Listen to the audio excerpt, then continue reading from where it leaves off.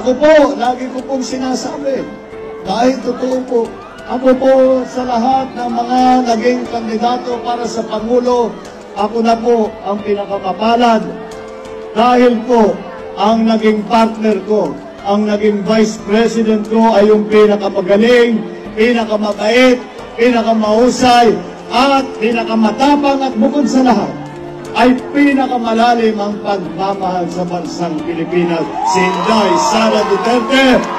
Kaya, siya ang gagawin natin susunod na Vice-Presidente. Alam niyo na po yung sinisigaw natin ito mula noong 2016. Yo, what's up mga boss? Grabe, sa tanan ka mag-istorya sa tuang presidente nga walay lain si Bongbong Marcos dito sa Pilipinas. Karon pa jud ko mga boss, mi saludo sa iyaha, grabe. Basta inani mga sitwasyon, dili na jud nato ni siya tirahon mga boss. Kaya nga naman, wapo kayo yung ibang istorya og tinuod jud ni mga boss. Umaabot nga to sa 2028, kinahanglan himuon na to presidente, walay lain si Inday Sara. Kaya naman, bright isog, doon na siya pagmahal, pagmalasakit sa tuang nasod. Tama yung kay presidente. Sa tanan nimong giistorya, ayaw lang to apila tong mga bugas ug unsa pa etc. etc.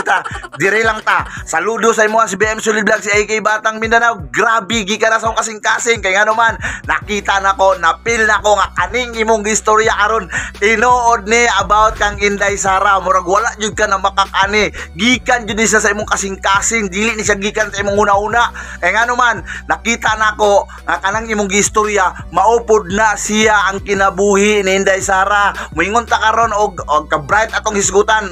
Bright Inday Sara na abogado, di ba? Moingon ka karon malasakit, pagmahal sa nasod, kabalo ko nga naa siya ana. Nya moingon ta karon nga gihigugma siya sa mga tao para sa 2028 presidential election. Kinahanglan nga ato siya ibutang diha. Ikaw na mismo nag-ingon ana. Muna nga, ikaw, saludo kay ko sa mga presidente. I love you sa pagkakaroon aning nga video.